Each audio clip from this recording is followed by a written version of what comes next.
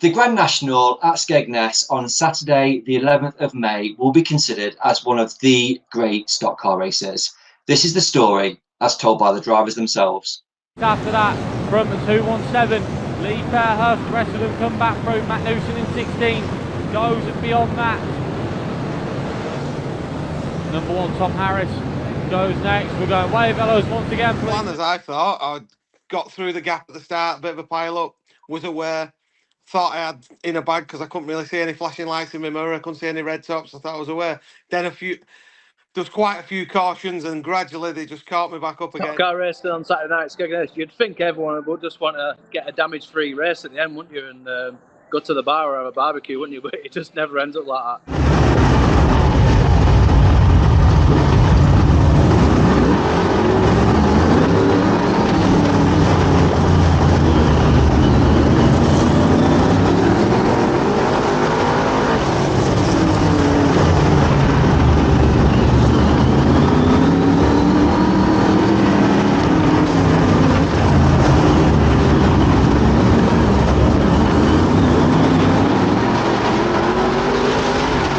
Come out. I can't remember if it helped me or hindered me, to be honest, but it was just obviously it regrouped everyone and just remembered obviously getting past Spires and Tom was in front chasing Speaky down. I think the racing is so good at Skegness in the fact that obviously the track's so small. You've got a bit of a forgiving curb where you can have lunges and a bit of a dive.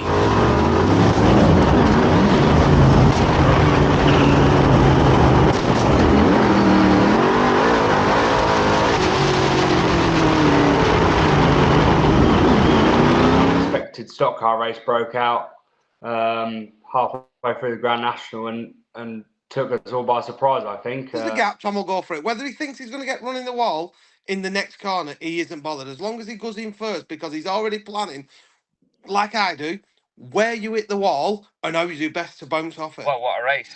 I thought it was racing hot rods, to be fair, and then Robert decided to turn it up. So back in the way with tonight's Grand National for the Formula 1 stock cars, and we're doing about 3 laps and the field is just about in half. The 318 Rod Speak it'll be, that leads the field away from the work. It was quite good actually. Josh Spires gave Robert a good hit, so that sort of like started the livening up race of the race. 452 Josh Spires in with the bumpers he goes, so then goes Tom Harris in number 1. Lee Fairhurst there as well in 217. So the boss to the front in 318. Harrison off the bumper, cars getting involved, you know, everybody getting involved in a real good hard stock car race.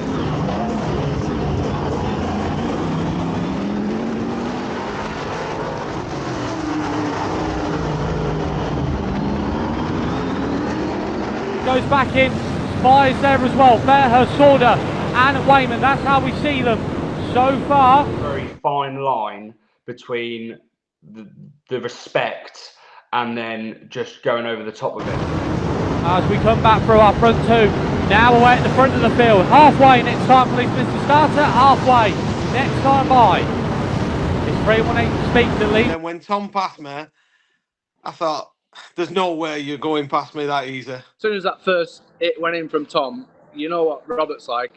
He's obviously there to put on a show for the crowd as much as he is trying to win. So through number 1 Harris goes second.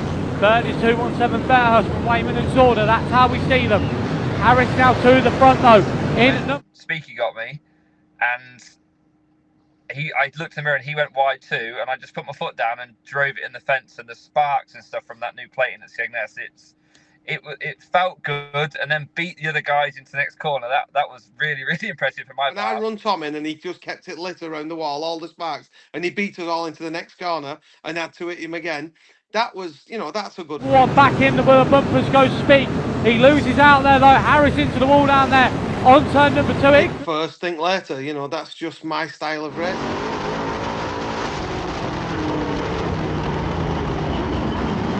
I don't actually think I was given so many hits. I think I was just being crashed into, and then crashed into the fence, and then come off the corner in front of everybody again, and then get crashed into the fence again.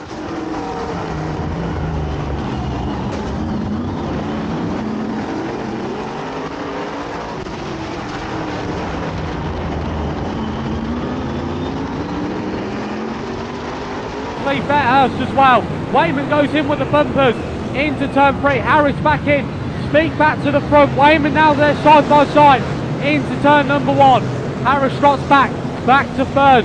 Lee Fairhurst goes fourth. Sorda goes fifth.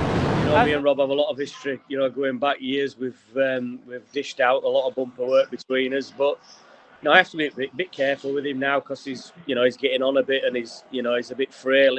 So you know, I'd feel really guilty if I hurt.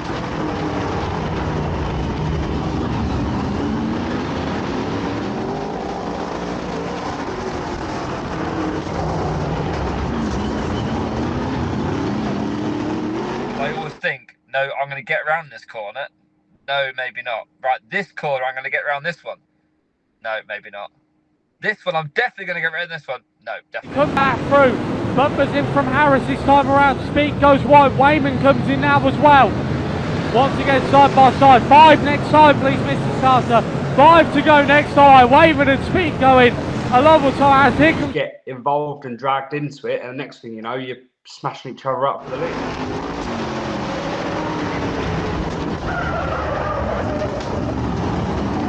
Going in the wall on that corner. I think his front shocker fell off, and obviously he rolled out of the corner, sparks pouring from the car. Charlie Sorda. So Charlie Sorda now in with the bumpers. In comes Joe Nichols as well. Where on earth has he came from? All world champions, aren't they? All of them are world champions. I'm just a blue top, just sat there watching it happen.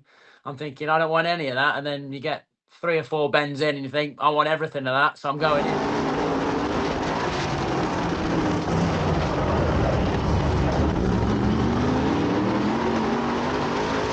To win the race, so you're trying to look for that moment where you can like go into the bend in the lead and look in your mirror slightly, and just if you can just see everyone glance wide behind you, you just know you'll have the race won. Old school stock car. Ross Speak tangles with Carl Hawkins and Callum Thornton up onto the tyres there as well in 368. Wayman slowing up there as well in 515, watching down there.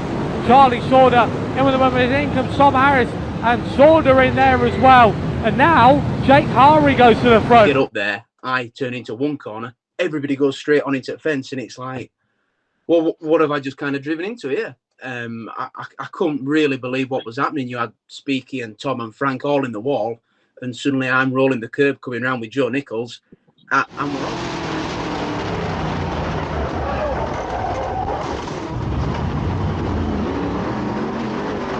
So Hari goes to the lead. Joe Nichols there as well. Eddie Collins goes in as Hari goes around now.